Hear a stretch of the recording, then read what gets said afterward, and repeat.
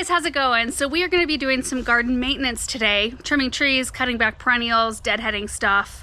I don't know if we're going to harvest anything this afternoon or not. I don't know. But I wanted to start this maintenance video off with a little bit of a tour and update on the Hartley greenhouse. All right, guys, so this is where we're at the moment. It is getting, well, it has been so exciting, but it's getting more and more exciting as I see some of the more like the finish work kind of going on, like the brick cap here. They were able to get a lot of the interior of the wall done this last week. When I see stuff like that go up, it just like, oh, it's so exciting. You can see where the floor level will actually be.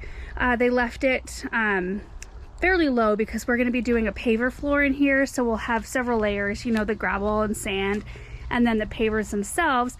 So those will bring the floor level up. This is where we may or may not have a sink. I'm not planning on installing one in the beginning. I just wanted the capability to install one if we wanted one in the future.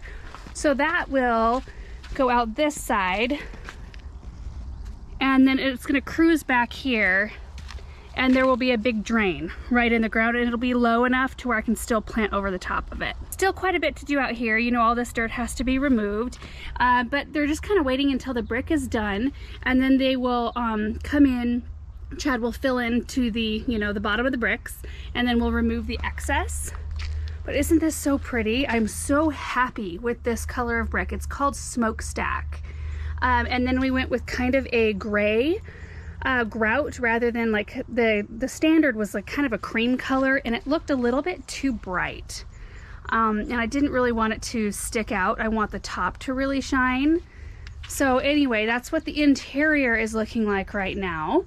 Let me pop back out front here. We've got cold frames, which are so much bigger than I envisioned. Like, I knew the dimensions of everything, but when you actually see it go in, it's just different when you're actually standing here looking at it. You can see a hole right here. This is going to have a door, like a little metal door that we can slide open, and then the heat from inside the greenhouse can come in and kind of heat these cold frames out here. So there's one on either side. The door, double door, will be right up front here, you know, and then the beautiful peak, and then you'll see a chandelier hanging right in here. So exciting. And right at this very moment, I'm not sure when this video is actually going to go out, but like as I'm standing here, we are less than 48 hours away from the beginning of the actual Hartley installation. So everything up to this point, this whole base layer, it's all done by local contractors. It's not like part of the Hartley. The Hartley is what goes in on top. So they will come in with the metal framing, all of the glass, the greenhouse lids for the cold frames, and then all the little details.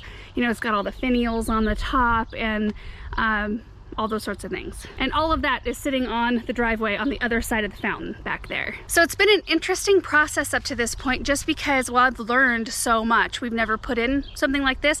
In fact, most of the people who have been working on this have never worked on a project like this. So it's really kind of interesting for all of us to kind of learn. A lot of decisions had to be made that I didn't even realize. Like, you know, figuring out electricity, where you want all the outlets, where you want your sink if you want one. All of those things. Yeah, what kind of flooring you want. I mean, I don't know. It was just such a, it's such a thing I never thought I would be planning for. It just seems surreal. The whole thing does. So I'm so excited to see the top go up. Now, when it starts to go up on Monday, I think the guys who are doing the brick, they're going to come back after, so it will actually, we'll have the top of it installed, the beautiful top with no brick on the exterior until that crew is gone, because Hartley does send their own crew of 4 guys. They all fly in. I think it takes 4 days, 3 to 4 days to install the top. So the brick guys can come back and finish their stuff, and then after that is when we're going to be working on all of the, we're going to vent in AC and heat, not to actually, it's just to take the edge off, because we just can't have a greenhouse sitting out here in the full sun without something to kind of help. We did get all of the shades on the inside, and it has the louvers, is that what they're called? The windows that kind of open to let heat escape. So we have all of that employed, and hopefully that will be, you know, most of what we need to use to kind of regulate the temperature. But we thought, while we have this whole thing just kind of torn up, we want to have the capability, kind of like with the sink. We may not need to use it much, but at least it's there if we need it. And Aaron and I actually were talking last night, while we have everything kind of torn up. We're thinking of putting in a rainwater system because, you know, we have a huge roof on our barn. The roof on our house is pretty sizable, and even though like our average rainfall is 9 to 11 inches, I think. And so if we get the 11 inch, like on the higher end, that's on the size of roof our house is, we could gather like the highest amount of 17,000 gallons. And so we're just kind of like going through those options. There's an outfit in Boise that does it. So we thought we would get with them and see like if there was an ideal spot we could sink a tank down in the ground and maybe utilize some of the rain, even though we don't get much, utilize what we can. So anyway, there's just a lot of different thoughts going on right now, a lot of different plans, and it's just all so exciting. I cannot believe we're here. I just wanted to give you guys an update. So now we are just gonna go around the garden and just tidy stuff up. I think I'm gonna be tackling this, like that big woolly weeping willow. Can't even see Hebe underneath it right now. There is a huge statue under that tree. I haven't done anything in that flower bed. It's a total mess. So anyway, hope you guys enjoyed the rest of this video of garden maintenance. Of all the areas I wanted to tackle, I knew that this weeping willow was going to be the biggest chore. So I decided to do it first and get it out of the way. And let me tell you, I am so glad I did. As I started to cut those big branches, and I used our pull chainsaw, by the way, the battery operated one, which is so handy, especially for these lower jobs. The tool is almost a little bit heavier than I can handle. It's like right on the edge. But for little jobs like this, it worked out great. But yes, as I started lifting that canopy, oh, it just made the whole area look so much better. I typically leave the back alone because I like the hedge, kind of the block that it provides from both the driveway and from our neighbor's house. It's just a really nice background too for our Hebe statue. And I always leave the left side a little bit lower. You can see there it kind of like starts on the left and goes down and then back up and carve it kind of up around the Hebe statue as kind of a frame in a way. And as I was lifting that canopy too, I could see how neglected the poor plants underneath it had become. I just needed to groom them. I don't think that they were receiving proper water. I need to test the drip system in this area. And I haven't touched this spot too because with the new Hartley greenhouse going in nearby, I know that I'm gonna be redoing the beds in this whole area. So I just decided, you know what, let's not plant anything in here. Let's just kind of leave it be, and I left it be for a little too long. Anyway, I started in by grooming up the Brunnera, which are underneath, and those were the ones I could just definitely tell hadn't received enough water, especially the back ones. They're so much smaller than the front one. And I just removed any damaged looking leaves and the spent bloom stalks and cleaned the plants up around the base. You can see all of the dead willow leaves there on the bottom. They've kind of created a mulch for us there. Then there was a hosta that needed some dead leaves removed out of it, and those always look so fresh when you get them groomed, so much better.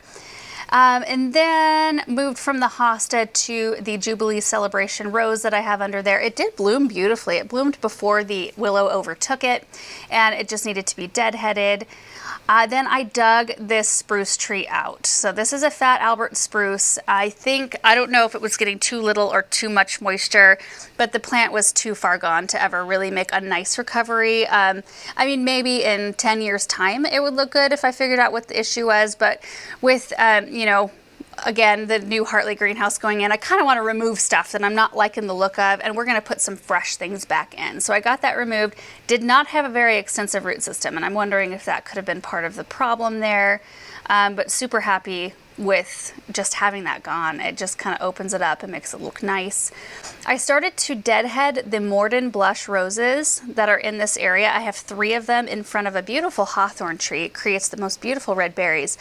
And as I started to clean them up, I remembered that the Morden Blush roses have the biggest, most beautiful rose hips on them.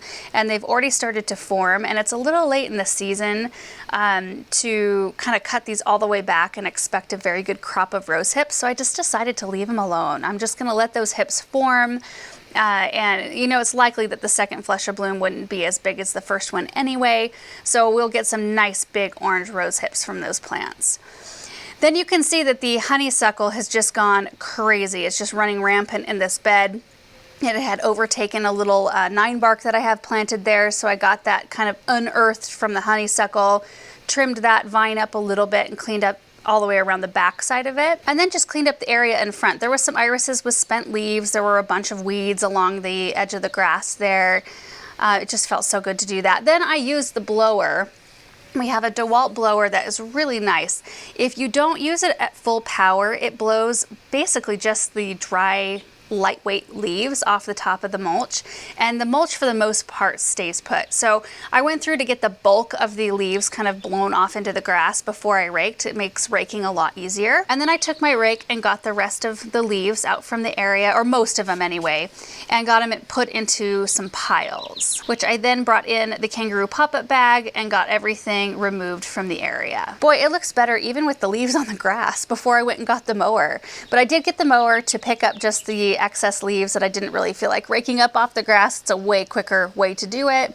Got the grass kind of cleaned up, and then I set a sprinkler on the really dry looking patch. That has been a problem area since day one.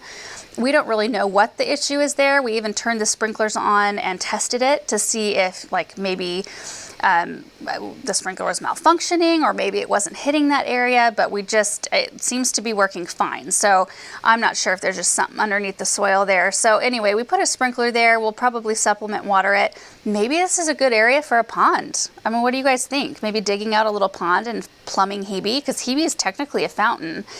She would pour water out of her pitcher if we plumbed her, and if she kind of went into a fountain, or a pond rather, and had that weeping willow around the pond, that might be the answer to our grass problem. I don't know. Then I decided, even though we may be changing the way this flower bed is shaped, that a very light layer of mulch would just tighten this area up and make it look fresh. Even though it's not full of plants, it just looks so much better to have a clean layer. This flower bed took a little bit longer than anticipated. I didn't really think in the beginning that I was going to be mulching anything. So glad we did, because it looks so much better. But that really just left time to clean up the back of the flower bed. So if we swing around the back, there's an old lilac back there, which at one time had borers. The fresh growth looks really good. I don't see any evidence of bugs, but the center of it, I needed to cut that out. So I cut a couple of the branches and then realized that the wood was so weak, I was able just to kind of pop this whole huge branch out by hand. So got those cleaned out, and then I just took the blower and cleaned up all the leaves from underneath the willow canopy and the edges of the flower beds, got them blown up into a pile and cleaned up. So much better. And that's going to be it for this project. I hope you guys enjoyed seeing that flower bed kind of come back to square one in a way. We've planted a few of those things in there, and I've planted up other things like in that front big area that's all blank a couple of times. And nothing has really worked out in that space, and I think most of it's because of user error. If I would stay on top with the willow pruning, I think things would flourish a lot better than being, you know, draped under that canopy. That's tough on plants. And then also, I don't think that the water is working properly. That, coupled with the fact that there's a willow there that's probably stealing all the water from everything else, I think is probably what we're dealing with in that area. So before I get ready to really plant it up, we'll really tackle those issues and get a plan in place so that we can make sure that that area stays a little bit more, I don't know, that I stay a little bit more on top of it, I guess. But I'm hoping and banking on the fact that I'm not alone, and that we all have areas in our garden that kind of become a little bit sidelined. I don't know. I feel like I've got different areas every year that are like that. And it's just how it goes, I think. The breeze has started to pick up a bit. So anyway, thank you guys so much for watching, and we will see you in the next video.